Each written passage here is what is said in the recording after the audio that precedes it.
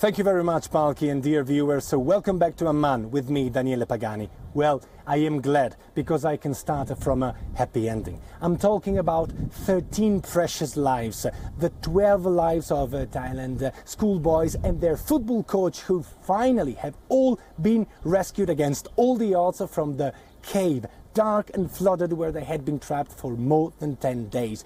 This is a story which kept the world waiting. Everyone was holding his or her breath and waiting to understand what was going on, because it was absolutely very difficult to rescue these kids. And this is a positive story of nations coming together against all odds and against all barriers, language barriers and methodological barriers, in order to give their expertise and save these 12 boys and their football coach. And WION's Siddhant Sibal has been on the ground following step by step this very difficult operation, which we can now rejoice and say that finally this is really a happy ending. Take a look at our report.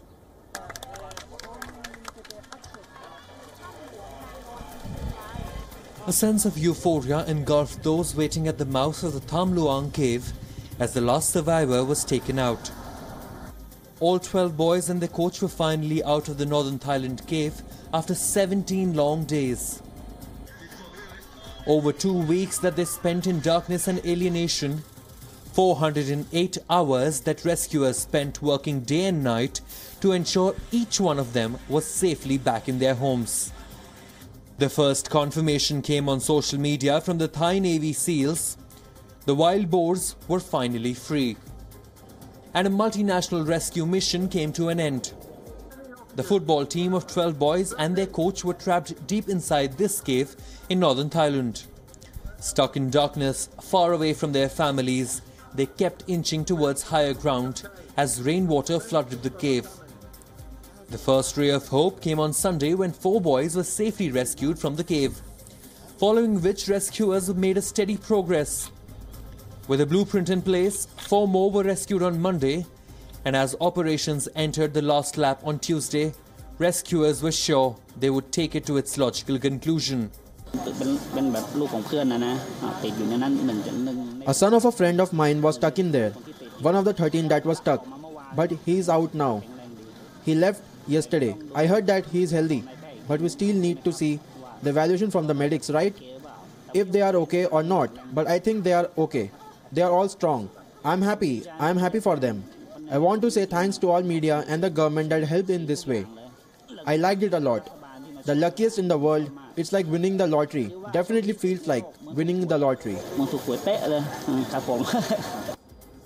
After preliminary medical assessment at the mouth of the cave, the boys had been flown out to a hospital to the Chiang Rai town, where parents of those rescued over the last 2 days got to see their children after more than a fortnight. The mission in Chiang Rai has had the world on the edge, but with the well wishes of those watching and dedicated personnel who moved heaven and earth, the impossible was achieved. Bureau Report, WION.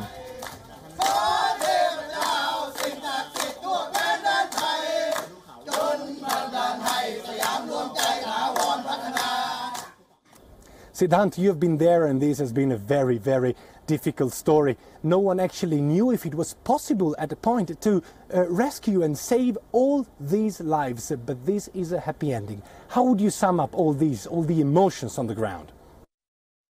Well, the media was kept at a distance from the mouth of the cave so that the operations could go on smoothly.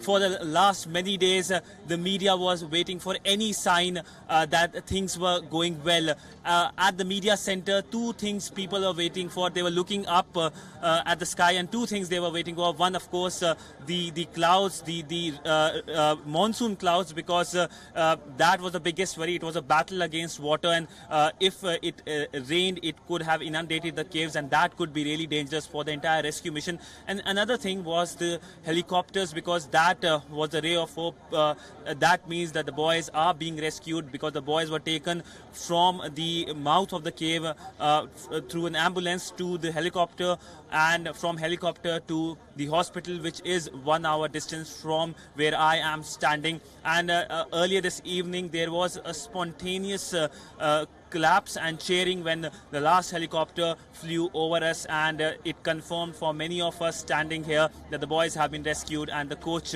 has also been rescued.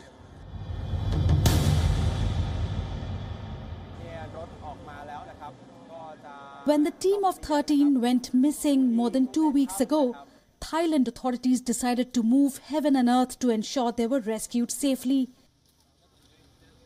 And they were not alone in this endeavour. 8 countries lent a helping hand to the Thai Defence Forces. Specialists from Australia, Britain, the United States, Israel, Japan, China, Myanmar and Laos joined about 1,000 Thai rescuers in the mammoth task. A team of 17 American Air Force rescue specialists based on the Japanese island of Okinawa were sent in to aid the rescue operation. Here to advise and assist them in their operation, and so far just learning more knowledge, looking at potential courses of action, and I want to say that they're executing, whether it's dive operations, whether it's surveying the land to look for an alternative entrance. I think I can see the Thai authorities as well as the international forces here, they're exploring all those options. A group of 6 Chinese professional rescuers were invited to join in the mission. The team reached the site 2 days after the incident. These rescuers are professionals in cave rescue and brought with them special equipment for the mission. The difficulty of this underwater rescue, I'm afraid, is not something recreational divers could understand. The complexity of it requires highly professional equipment and training. And on top of that, the diver is not diving alone. He is there to bring out a little kid who has no experience in diving. The fastest way, also the most direct way as far as we can see, is still to get them out through the underwater passage.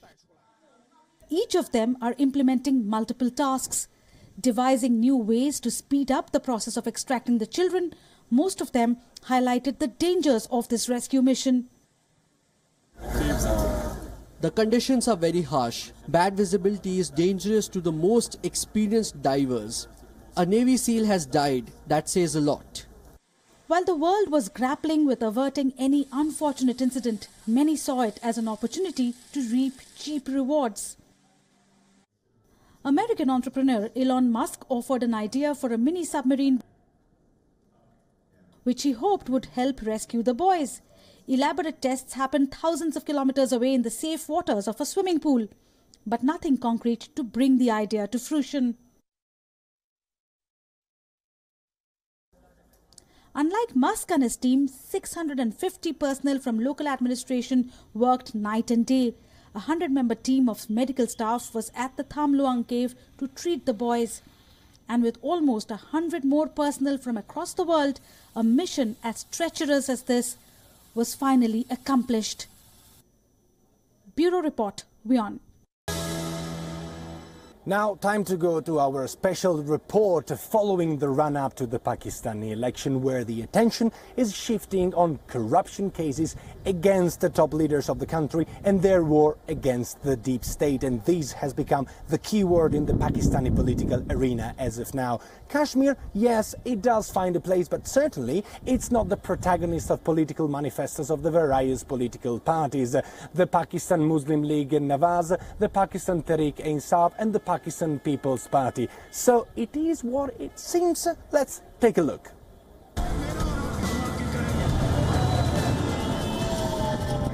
With less than 2 weeks to go for voting, Pakistan's election scene is a chaotic mix of campaigning, mudslinging, threats, and of course, extravagant promises.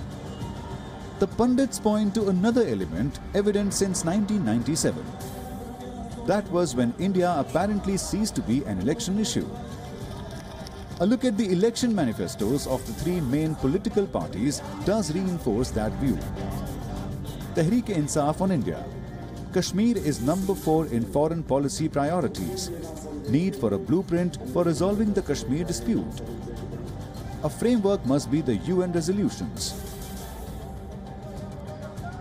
Pakistan's People Party on India highlights so-called human rights abuses in Kashmir. It calls for resolving Kashmir on the basis of UN resolutions, against giving India a permanent seat in the UN Security Council.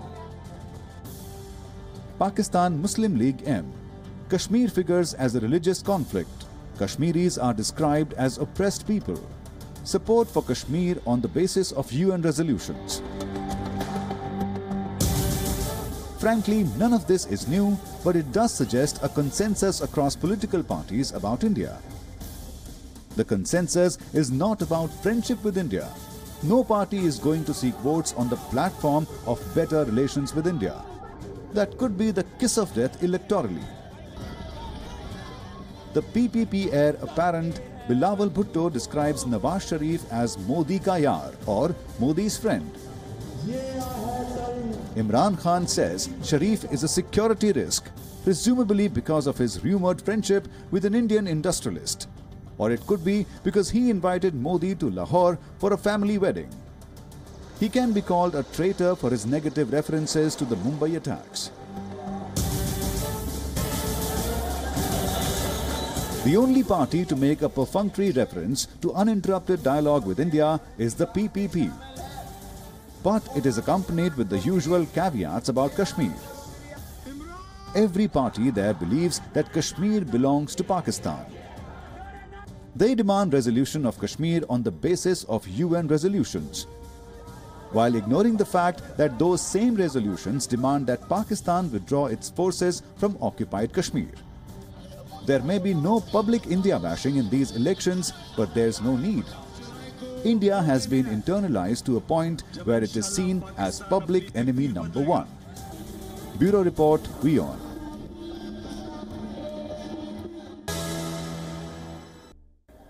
Dear viewers, that's all from me in Amman. It's time now to hand it over to my colleague in London, Mandy Clark. And hey, I believe that Mandy Clark is bringing us the flavors from the World Cup in Russia.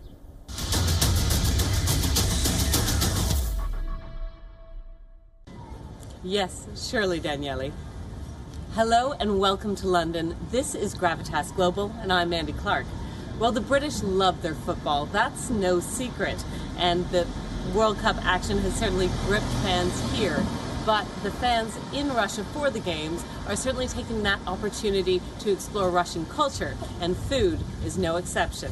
They're diving into Russian cuisine. Let's take a look. Many soccer fans knew little or nothing about Russian cuisine before they arrived in Russia for the FIFA World Cup. But they've now tucked into local cuisine with relish.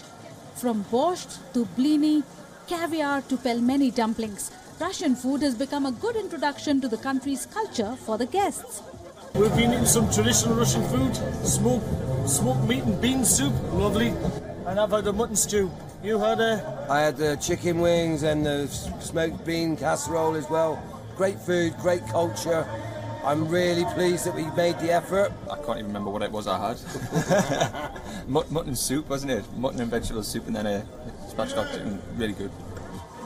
Breakfast begins mainly with sirniki pancakes with sour cream and jam, or the local ovsianka porridge. Lunch can be a variety of pelmeni vareniki dumplings and a variety of soup, including the popular borscht. And the dinner ranges from heavy meat such as beef stroganoff to veal tongue. Although the heavy food is geared towards getting people through the grueling winter, many find them nostalgic too. I tried a dish of meat with potatoes, carrot and onion, which is a dish very similar to the one we have in Brazil and which is very traditional here. So I felt almost at home.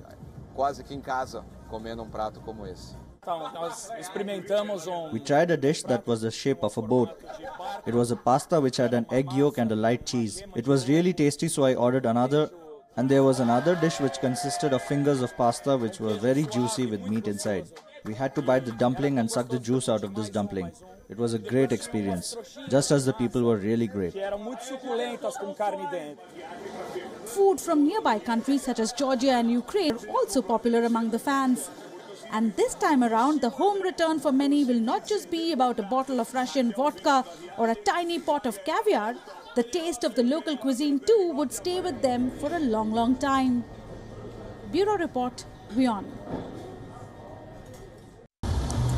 2 high-profile exits from Theresa May's cabinet has raised doubts over the British government's Brexit plans. The Prime Minister has now reshuffled her cabinet after Boris Johnson and David Davis, 2 men who wanted the UK to completely cut off ties with the European Union, submitted their resignations. All is not well at 10 Downing Street.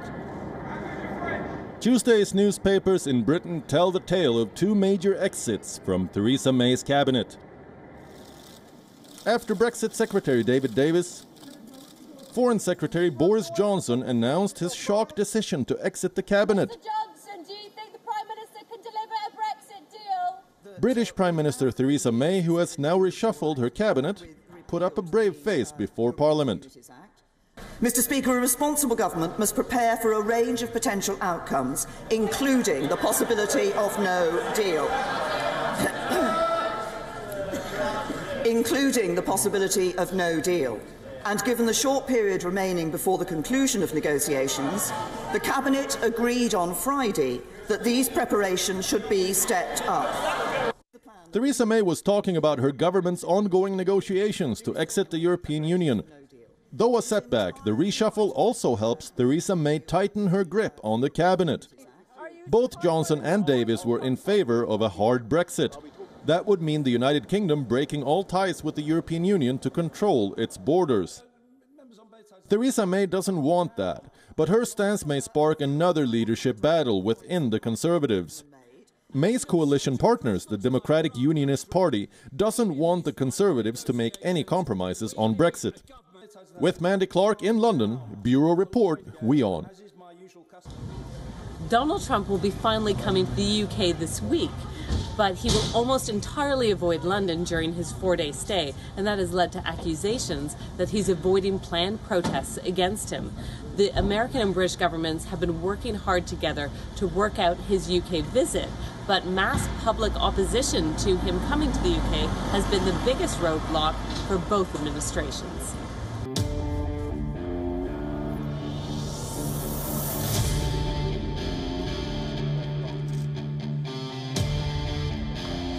It's an unlikely welcome balloon for the US president as he heads to London. It's 19 feet long and depicts Donald Trump as a baby. While the British government is gearing up to roll out the red carpet, No Trump, no Brexit, no racist EU exit. No Trump, no Brexit. protesters are planning huge demonstrations during Trump's visit. What's the difference, you know? London's Mayor Sadiq Khan, who's no stranger to Trump's Twitter rants, has thrown his weight behind the protesters and allowed the demonstrators to float the enormous Trump balloon.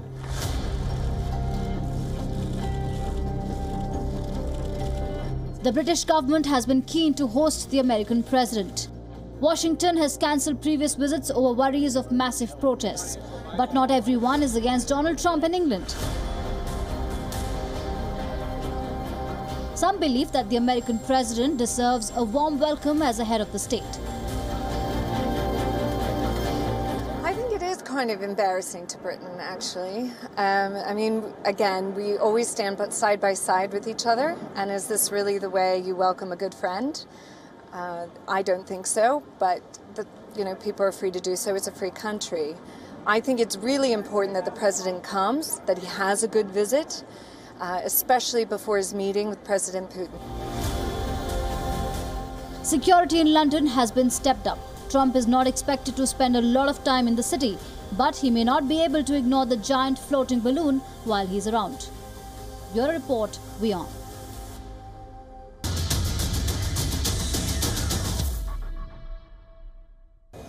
At a time when the world is debating immigration, when rich European nations are turning away boatfuls of asylum seekers, when immigrants are landing governments in their host countries in crisis, and a so-called global superpower is implementing a zero-tolerance policy, a controversial policy separating little children from their parents, one South American country is showing the way, assimilating Venezuelan immigrants, millions of them, into their social and economic fabric. We met two such people who've left a turbulent home in Venezuela to make a new life in Colombia. This is their story. There's a lot more brewing in Vanessa's world than Colombian coffee. At 27, she's already reinvented her life in a foreign land. Vanessa is a Venezuelan. She studied public administration in high school and hoped to be in government service. By the time she finished school, there was little hope of a college education or a job. She was barely making ends meet, earning a paltry $6 a month. Things aren't fine at home, she says. We weren't safe. She crossed the border into Colombia 15 months back. Now she has a job, she makes $10 a day. Vanessa's is the story of more than 2 million Venezuelans who've left a nation in the throes of economic crisis and political violence to survive. Many showed up without visas, passports, even temporary permits. The border villages have some migrant camps, but most immigrants have just seeped in and found a welcoming people. Not far from Vanessa's coffee and donut joint is Oswaldo's car wash. He's only 24. He fled hunger, he says. He's not comfortable with the camera. His supervisor tells us he does not have a legal permit. But he's a good worker and his boss does not care for pieces of government stamped paper legitimizing human beings. Osvaldo lives on the outskirts of Bogota with 3 other boys from his village. His family is still in Venezuela. He hopes to bring them here. From taxi drivers to domestic help, salespeople in supermarkets to flour sellers on the streets. Venezuelans have found work of all descriptions in Colombia.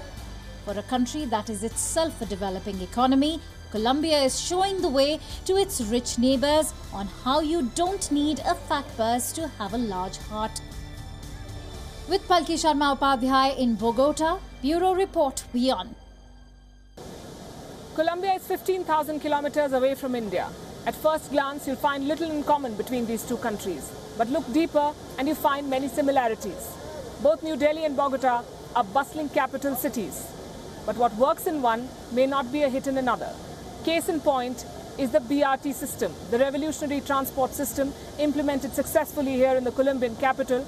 It is what inspired the BRT system in Delhi, but couldn't be replicated. We bring you this report.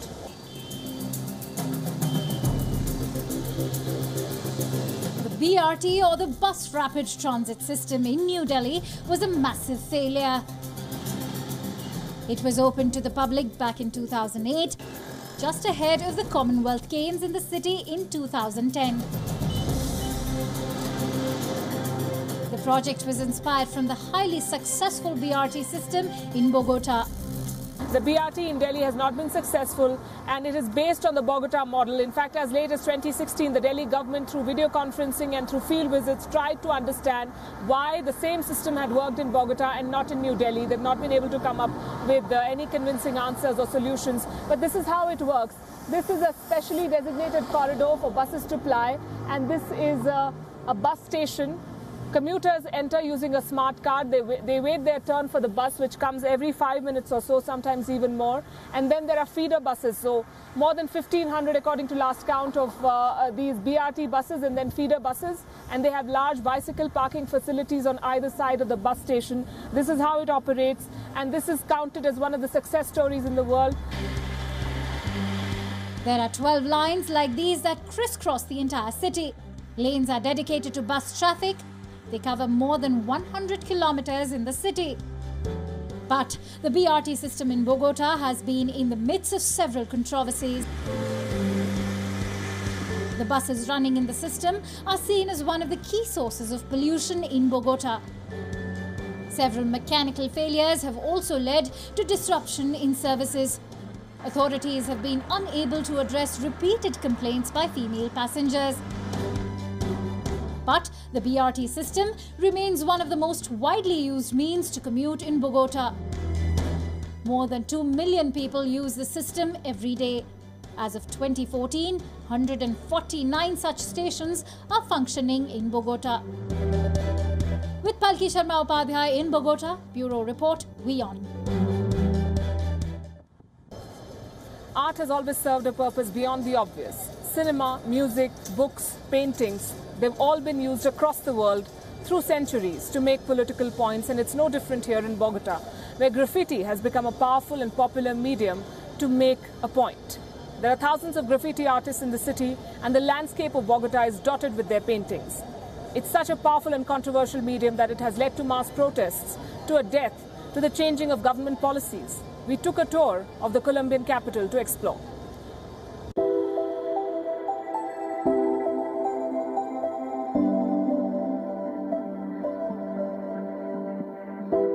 Murals like these are a common sight across major cities of Colombia.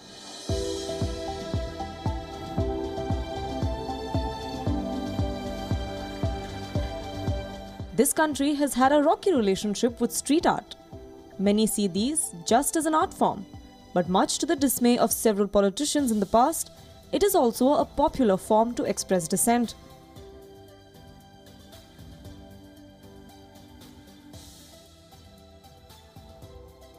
This is downtown Bogota, the home of the most prominent graffiti artists in the city. Bogota is a mecca for graffiti artists. There are more than 8,000 of them in the city. Now, the city hall manages street art, and it's a very, very popular form. Also very sensitive and controversial because the artists hold no punches. They talk about everything from sexual assault on women to the violent history of Colombia to the war on drugs and strong political messages, which is why there is often a debate here on whether graffiti is the best way to make a political point, or is this a blight on the landscape of the city. Be that as it may, the artists continue to work, and they continue to give their political messages expression through these colors on the walls of the Colombian capital.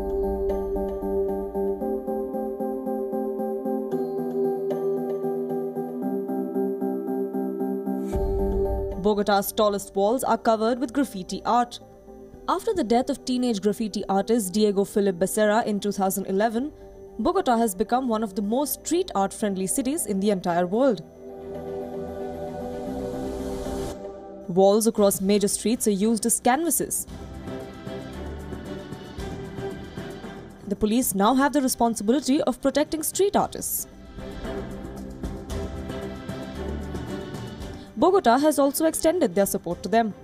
The city is known for sponsoring street art projects and extending incentives to artists. With Palki Sharma Upadhyay in Bogota, Poonam Burde for WION.